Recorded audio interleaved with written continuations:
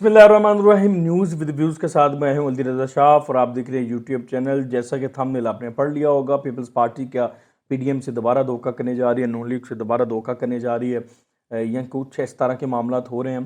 क्या वफाकी हुकूमत जो है वो दोबारा थ्रेड्स जो हैं या उन थ्रेड्स की जद में है जिन थ्रेड्स की बुनियाद पर वफाकी हुकूमत ख़त्म हो सकती है, गिर सकती है, क्योंकि चंद बेसाखियाँ हैं, उन बेसाखियों की बुनियाद पर हुकूमत टिकी है, इसमें तो कोई शक नहीं है। चंद एक इत्तेहादी हैं, उनमें से दो चार भी आगे पीछे हो जाएं तो ये जो हुकूमत है वो कायम नहीं रहती। तो क्या ये ऐसा हो रहे जा रहा है और इसमें पीपल्स पार्टी का किरदार क्या है इन मामलात को यहाँ तक लाने के लिए? एम के एम ने जो अल्टीमेटम दिया है वज़ीर आज़म को, उस अल्टीमेटम की हकीकत क्या है और क्या अल्टीमेटम से पहले जो है मामलात को ठीक कर लिया जाएगा या नहीं? इन तमाम चीज़ों को हम डिस्कस करेंगे। और उसमें जो आज बहुत इंपॉर्टेंट डेवलपमेंट्स होने जा रही है, उन डेवलपमेंट्स को भी हम डिस्कस करेंगे। और ख़ास तौर पर दो जर्नैलों की वीडियोस का जो एक प्रोपेगेंडा किया जा रहा है और इंतहाई ख़लीस किस्म की एक मुहिम चलाई जा रही है, इन चीज़ों को भी हम जो है वो बेनकाब करेंगे कि इसके पीछे इंटेंशंस हैं क्या। हम शुरू कर लेते हैं एम के एम से। एम के एम के जो माहिदे से हम शुरू करते हैं। एम के एम का जो माहिदा हुआ था पी डी एम के साथ तहरीक एतमाद के दौरान, क्योंकि एम के एम का वोट और एम के एम की जो शमूलियत थी पी डी एम में वही फैसला कुन साबित हुई थी। उसी शमूलियत ने ये इमरान खान साहब को घर जाने पर जो है वो मजबूर किया था। तो एम के एम जो शामिल हुई थी पी डी एम में वो एक गारंटी पर शामिल हुई थी, चूँकि उनको उनका मुआहिदा था बेसिकली पीपल्स पार्टी से, क्योंकि पीपल्स पार्टी की हुकूमत है सिंध के अंदर और सिंध में वो चाहते थे कि पावर शेयरिंग हो जाए। और उस पावर शेयरिंग की बुनियाद पर उन्होंने अपना आगे जो इलेक्टोरल एक अपना प्रोसेस था उसको चलाना था, इंतखाबी मुहिम, और आगे अपना वोट बैंक बेहतर करना था। तो वो पावर शेयरिंग क्योंकि उनको उधर सूट करती थी, वहीं से उन्होंने आगे आना था।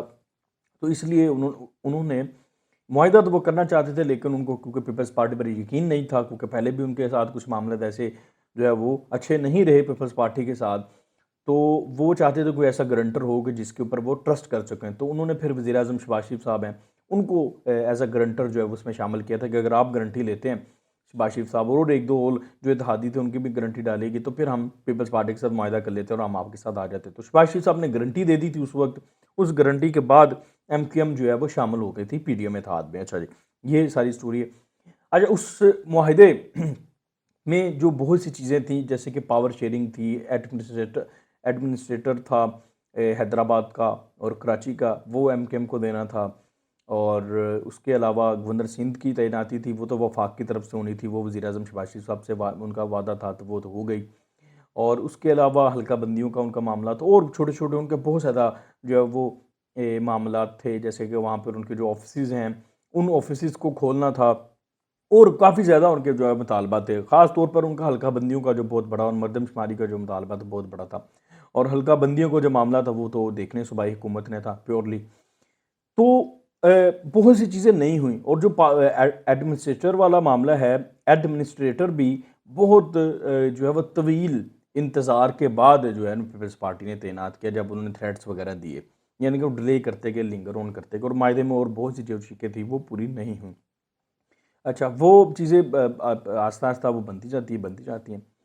तो अभी कल जो है वो एम के एम ने अल्टीमेटम दिया था वज़ीर आज़म को कि हम 24 घंटे का अल्टीमेटम दे दें, अब हम पीपल्स पार्टी से बातचीत नहीं करेंगे क्योंकि आप गारंटर थे, तो हम सिर्फ आपसे ही बात करेंगे। तो वज़ीर आज़म की तरफ से उनका एक नुमाइंदा वफ़द जो है, और वज़ीर दाखिला राना सनाउल्लाह साहब हैं, ख्वाजा साद रफ़ीक हैं, अयाज सादिक हैं, इनकी जो है वो एक एक ये जो वफ़द है वो कराची पहुँचा है और वो एम के एम से मुलाकात करेगा। एम के एम की से मुलाकात करने के बाद, उनके तहफ़्फ़ुज़ात सुनने के बाद, तमाम मामलात को जो है वो एक्नॉलेज करने के बाद वो जाएगा बिलावल हाउस, और बिलावल हाउस में वो आगे फिर पीपल्स पार्टी से मुलाकात करके मामलात को ठीक करने की कोशिश करेगा। अब यहाँ पर सवाल ये पैदा होता है कि पीपल्स पार्टी ऐसा कर क्यों रही है और ये मामला यहाँ तक पहुँचे क्यों? क्या पीपल्स पार्टी दोबारा किसी के कहने पर या खुद उनकी अपनी इंटेंशंस हैं, क्योंकि इलेक्शन का भी जो है वो बिगल बच सकता है और कुछ बहुत से मामलात हैं, तो डेफिनेटली वो नून लीग के साथ मिलकर तो इलेक्शन नहीं लड़ेंगे। वो तो अपनी हुकूमत का सोच के बैठे हुए हैं कि 2023 में जो है वो हमारी हुकूमत होगी। तो पीपल्स पार्टी के बारे में कुछ इंकशाफात अभी रिसेंटली जनरल बाजवा की तरफ से मुबैना तौर पर आ चुके हैं सामने कि उनको एन आर ओ दिया गया था। उस एन आर ओ की बुनियाद पर, यानी कि जरदारी साहब के केसेस में नरमी की गई उनके केसेस को, कुछ केसेस को कराची शिफ्ट किया गया। उसकी बुनियाद पर वो पीडीएम से अलहदा हो गए थे 2021 में, जब पीडीएम बनी थी और पीक पे थी और जब वो बहुत टफ टाइम दे रही थी इमरान खान साहब को। तो अब वो चीज़ भी सबके ज़हन में है। तो क्या दोबारा कोई ऐसा इस्टेब्लिशमेंट की तरफ से कोई इशारा है उनको, या वो खुद से कुछ ऐसा जो है वो अमल करना चाहते हैं जिससे वो नून लीग को दोबारा डॉच करवाएं, इस हुकूमत को दोबारा डॉच करवाएं? क्योंकि अब देखें, एमकेएम, अगर आपके एमकेएम, इसकी वजह इस वक्त ये है कि ये ख़ास तौर पर सबसे आप इसको ये कह लें ख़तरनाक चीज़ इसलिए है कि एमकेएम अब एक पावर बनने जा रही है कराची सिंध में, और उस पावर का मतलब ये है कि वो मरकज़ में एक पूरा चंक अपना बना सकती है वफाक में आइंदा इलेक्शन में। वो पावर क्योंकि वो इसलिए बने क्योंकि पहले उनको ज़रूरत थी पीपल्स पार्टी की कि उनके ज़रिए वो पावर शेयरिंग करें और अपनी जो है वो इंतखाबी पोजीशन उसको बेहतर करें। लेकिन चूँकि अब वो पावर इस तरह से बनने जा रही है कि जैसे जो भी उनको जो है वो इकट्ठे कर रहे हैं, उनके तमाम धड़े इकट्ठे हो रहे हैं, पीएसपी इकट्ठे हो रही है, फ़ारूक सत्तार ग्रुप इकट्ठा हो रहा है और खालिद मकबूल सिद्दीकी की सरबराही में इकट्ठा हो रहा है, और उसके बाद वो हकीकी वालों को भी इकट्ठा कर रहे हैं। और कहीं न कहीं बहुत से ऐसे लोग हैं जो कि बहुत ज़्यादा इन्फ्लुएंसर है एमकेएम के, उनको भी वापस लाया जा रहा है। तो जब ये लोग इकट्ठे हो गए तो ये हकीकत तो है कराची में और सिंध में एमकेएम, तो फिर इनको इतनी ज़्यादा ज़रूरत नहीं रहेगी पीपल्स पार्टी की भी।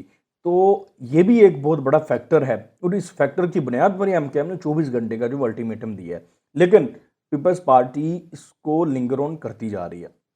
दूसरी तरफ जो एक पोजीशन है, ये भी कहा जाता है कि पीपल्स पार्टी पावर शेयरिंग के मामले पर पीपल्स पार्टी को अंदर से इख्तलाफात का सामना है। पीपल्स पार्टी का जो वर्कर है, जो कारकुन है ग्रास रूट लेवल का, वो ये इख्तलाफ कर रहा है कि हमने डिस्ट्रिक्ट लेवल पर काम किया है, हमने डिस्ट्रिक्ट एडमिनिस्ट्रेटर्स के ज़रिए काम करवाए लोगों के, लेकिन जब हम पावर शेयरिंग कर देंगे, वो जो पावर है डिस्ट्रिक्ट्स की और बाकी जो मज़ीद ओहदे हैं पावर शेयरिंग में, वो अगर एमकेएम को दे दिए जाएंगे तो हमारा सारा क्रेडिट जो है वह इंतखाबी अमल में वो एमकेएम ले जाएगी। तो ये वो उन्होंने धमकी दी है बिलावल को, मतलब पीपल्स पार्टी को, हम छोड़ जाएंगे।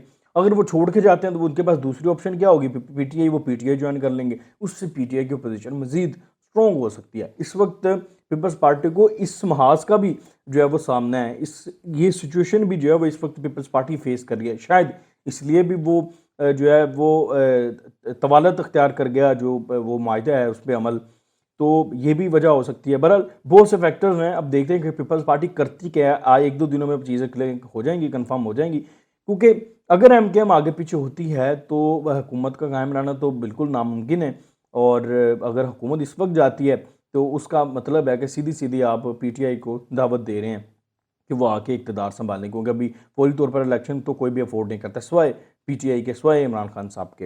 अच्छा, दूसरी जो सबसे इम्पोर्टेंट हमने खबर डिस्कस करनी है, वो जो बहुत सेंसिटिव खबर है, बहुत सेंसिटिव सा मामला है, लेकिन चूंकि हमने इसको क्लियर करना है।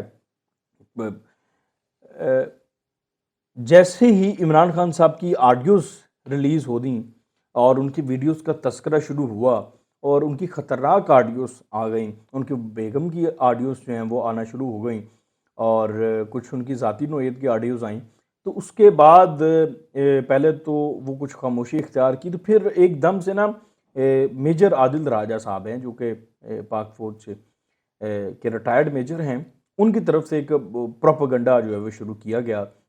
वो प्रोपेगेंडा ये शुरू किया गया। अब इसको कहा ये जाता है कि ये बेसिकली ब्लैकमेलिंग एक एक्ट किया गया है, लेकिन वो बहुत ज़्यादा हो गया है कि ताकि उसके अब इमरान खान साहब की मज़ीद ऑडियोज़ या वीडियोज़ ना रिलीज़ की जाएँ। ब्लैकमेलिंग का मामला ये किया गया कि उन्होंने कि बहुत ही संगीन किस्म का इल्ज़ाम लगाया आदिल राजा ने कि जनरल फैज़ और जनरल बाजवा जो है वो कुछ मॉडल्स, टॉप मॉडल्स, उन्होंने बहुत सी अदाकारों के, वैसे तो उन्होंने शॉर्टकट नाम लिए, लेकिन पीटीआई ने डायरेक्ट बहुत सी अदाकाराओं के नाम जो वह तस्वीरें शेयर करना शुरू कर दी और उनको एक करैक्टर असैसिनेशन शुरू कर दी। अच्छा, उन्होंने कहा जी वो टॉप जो मॉडल्स हैं, अदाकाराएँ हैं, उनको वो इस्तेमाल करते रहें, मतलब मुबैना तौर पर जो वो कहते हैं कि वो कोई जिनसी ताल्लुकात, और फिर आगे लोगों की वीडियोस बनवाने के लिए भी उनको इस्तेमाल किया जाता रहा।